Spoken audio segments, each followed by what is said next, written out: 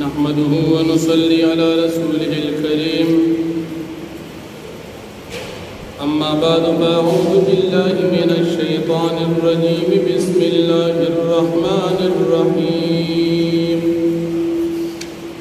सूरतुन अंज़लनाहा व फ़रज़नाहा व अंज़लना फ़ीहा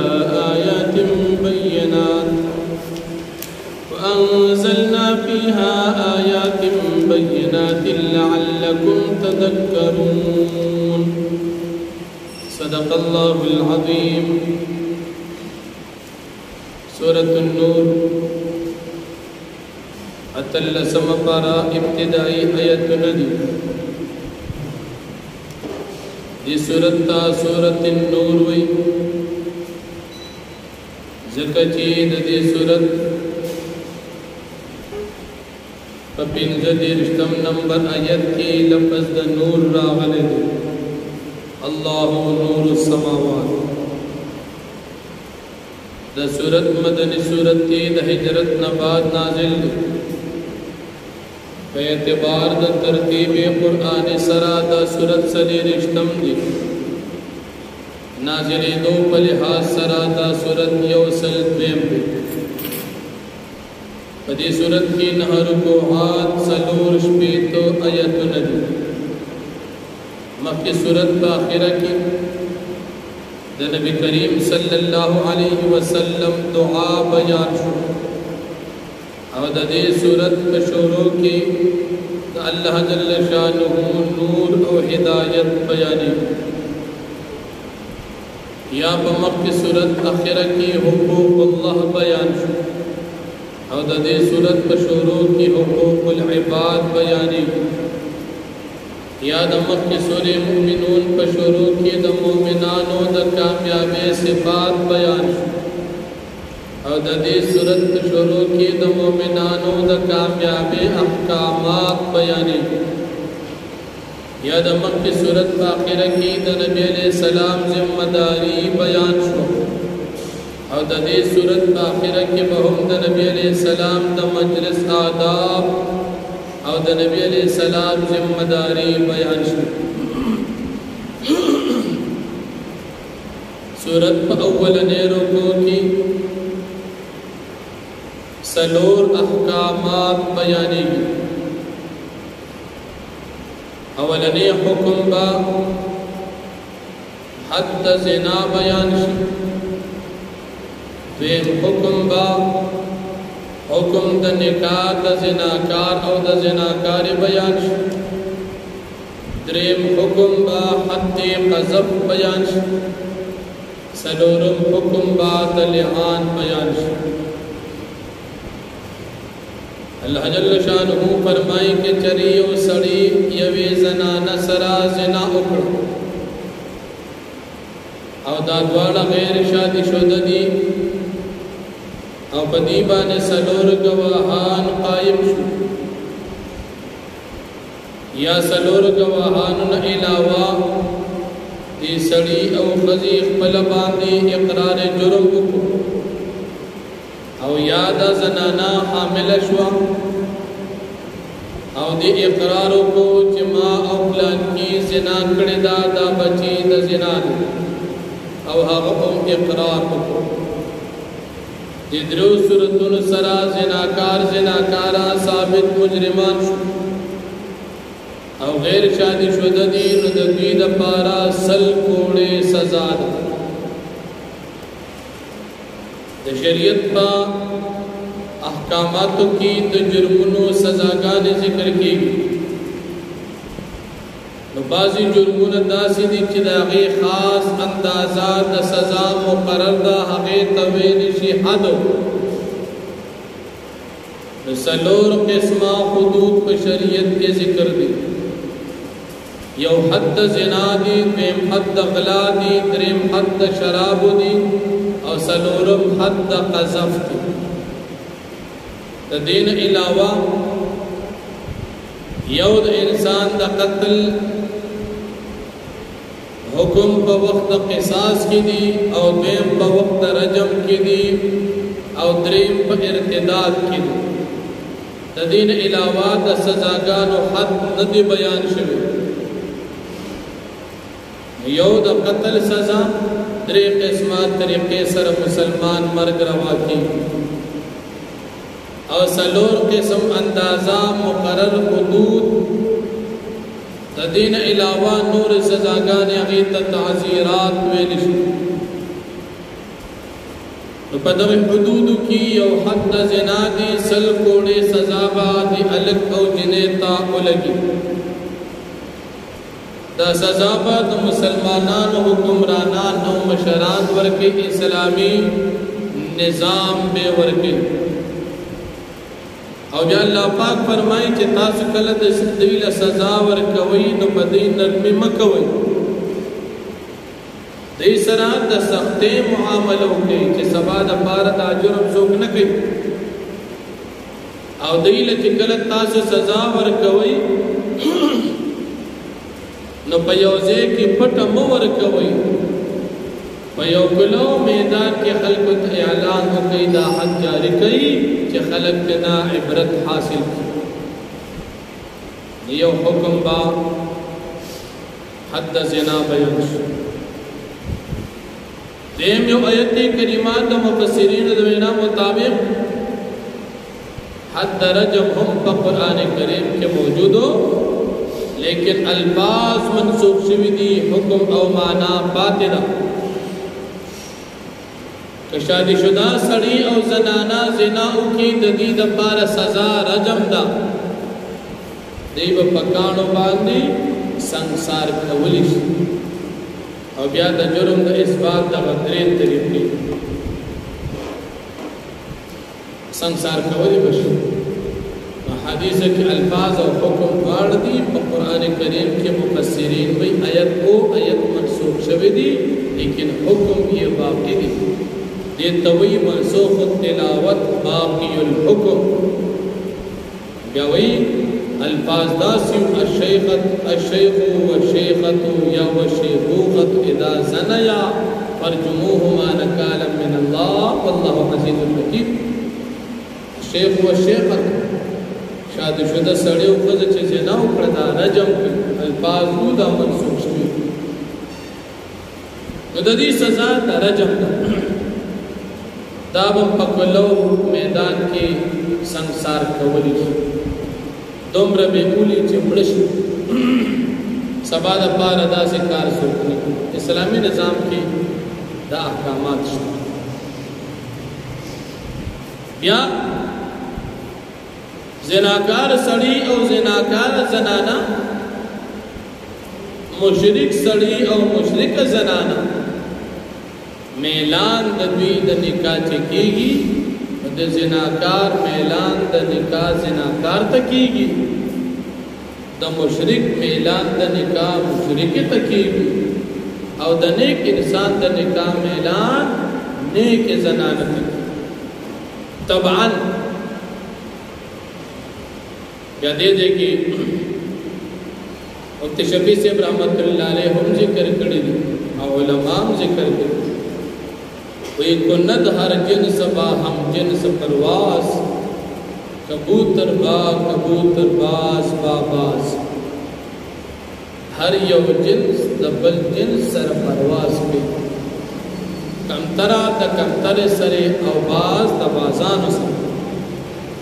زناکار پرواز د زناکار او ښځو سره کوي، او مشرک سړی د مشرکې ښځې سره پرواز کوي، او نیکان د نیکانو سره. نیک انسان چې وي نو چې دې رشته ګوري نیکه ګوري، او زناکار چې وي نو دې داسې رشته ګوري چې د ده په شان وي. طبعا طبیعت داسې نو دیم حکم د زنا نو شرعا نکاح جائز ده، شرعا نکاح د زناکار سره جائز ده، د زناکار سړي سره جائز ده، لیکن طبعا او طبیعت دا میلان نه. نو په دې کې د حرما حرام دا مراد د مشرک سړي او مشرک زنانه سره نکاح، کافر سره نکاح نه کیږي، قادیانی سره نکاح نه کیږي، شیعه سره نکاح نه کیږي، ځکه دا کافران دي. ملحدین سره نکاح نه کیږي. نن سبا ملحدین پیدا شوي د منیر کافر غوندې بدبخت سره نکاح نه کیږي ځکه دا منکر د احادیثو او ملحد دی او نن سبا دور کې دا د اسلام د دایرې نه خارج او کافر دی. نکاح سره نه کیږي چا سره کړي دا لکه ښځې هم دغه شان شي وي کنه چې دیم ځای کوي. لکه ملحدین هغه خلک دي چې دین کوي د دین بنیادونه وباسي د دین د ثابت شده احکامات پر انکار کوي او دین پسې مسخري او خندا کوي دې سره نکاح نه کوي. دریم حکم ذکر کیږي حکم د حد قذف. یو سړی را پاسې په یو پاک دامن زنانه باندې د زنا الزام ولګو او کله سره گواهان وی او دا زنا یې ثابت کړه نو ښځه به سزاوار شي. حد زنا به ښځې ته ملوي او کله سره گواهان نین اسلامي نظام په بده باندې اتیا کوړي سزا نافذ کړي. ولی په دروغو په یو پاک دامن زنانه باندې تهمت لګول اسلامي نظام کې دا دي. ونن سبا خو نظام د اسلام نشته بلکې د اسلام خلاف نظام دی چې سکه سپین باز ګرځي. زنا کیوں تا تصوف سے نہ ہوئی او که بچا تهمت لګي او تا تصوف سے او دا د سره لو چاته ګناه نه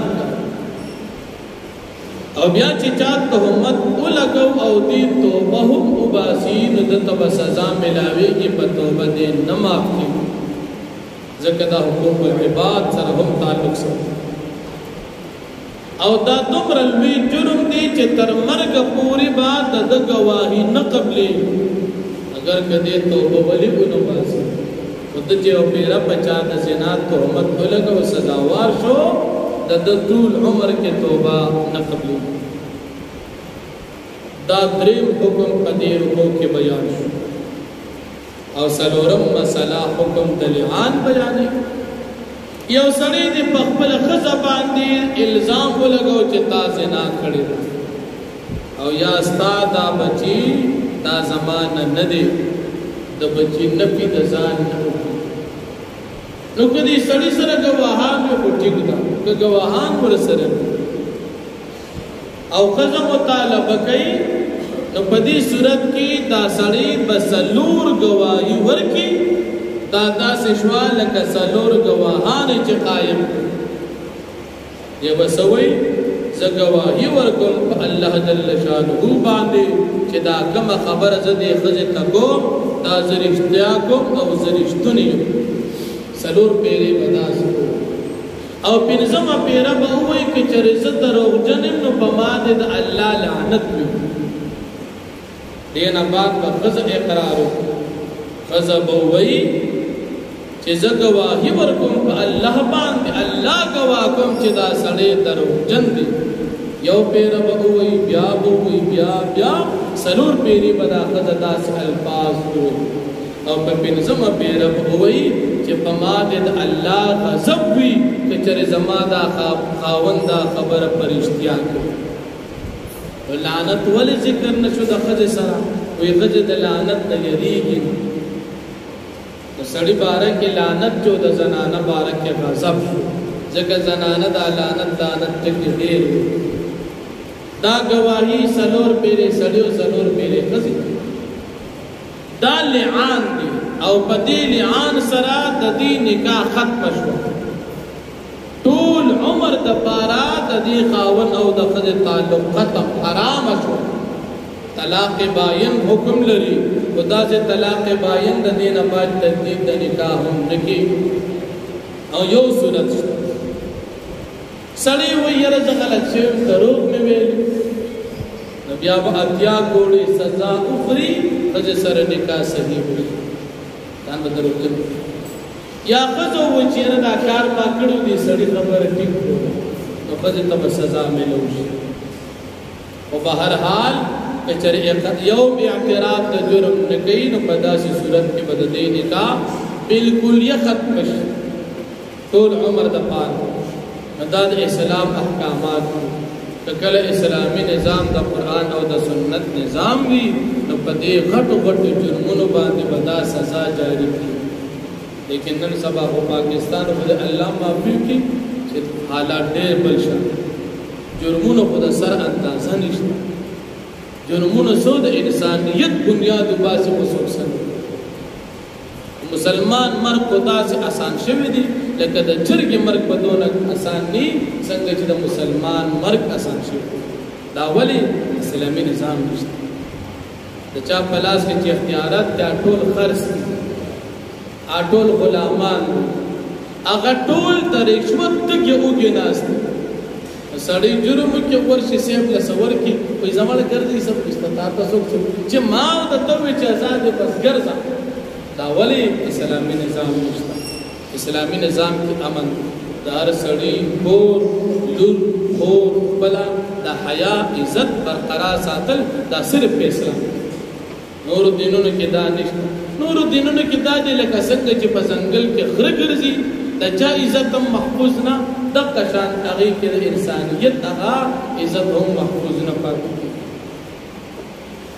نو د احکاماتو په صورتونو کې سورۃ النور دا د معاشري د کورونو د انسان د زنانا او د نارینا د حیا او د عزت د احکاماتو صورت الله جل شانه بسم الله الرحمن الرحیم سورۃ دا سورۃ چې انزلناها من نازلو دی سورۃ لرا او فرضنا منګ فرض کړی دی دا سورۃ احکامات او تعلیم د احکامات د دې من لازم کړی دی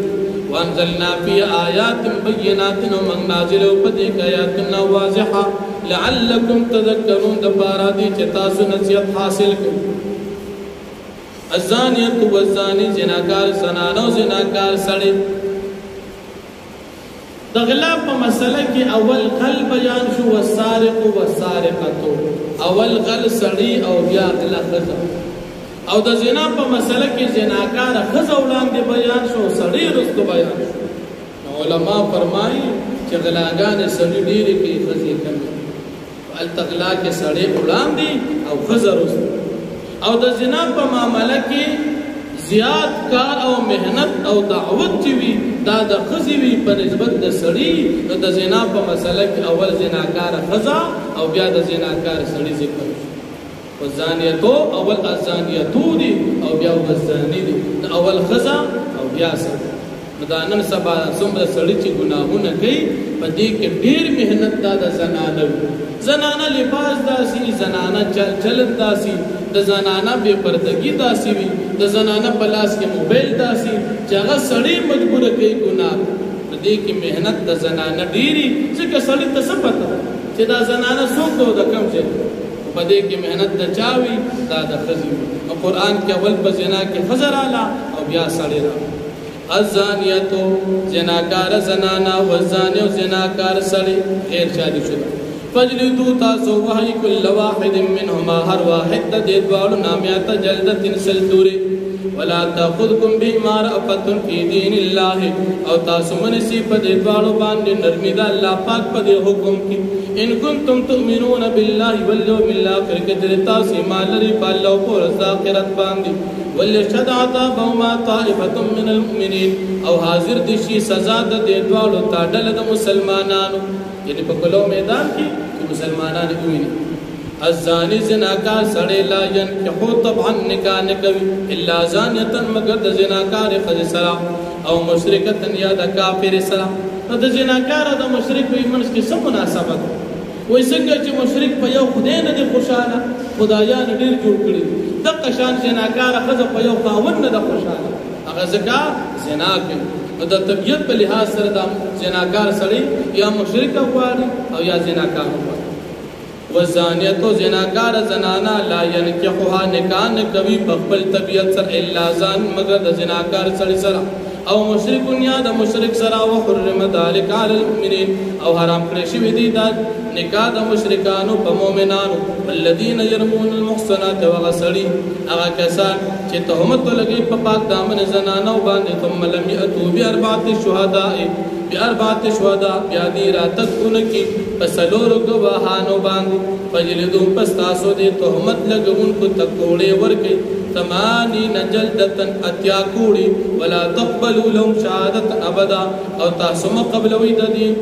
تهمت لګونکي خلکو گواہی اس کلا اولئک هم الفاسقون دا کسان چې دي فاسقان دي الا الذين تابوا من بعد ذلك مگر دا چې دي توبه باسي پس د دې سزا نه واصلونه اعمال اختیار کینو توبه به قبول شیل بتا گواہی به بیا نه قبليږي فإن الله غفور رحیم بشک الله پاک بخون کی مهربان دي والذین يرمون ازواجهم وسړي چولي خپل زنانا تهمت ولګي خپل زنانا باندې پسینا یا پنپی د بچی باندې ولم یکن لهم شهداء او د دوی خاوندان سره گواهان نوي الا انفسهم مگر خپل فشهادت احد پس گواہی د یو کس د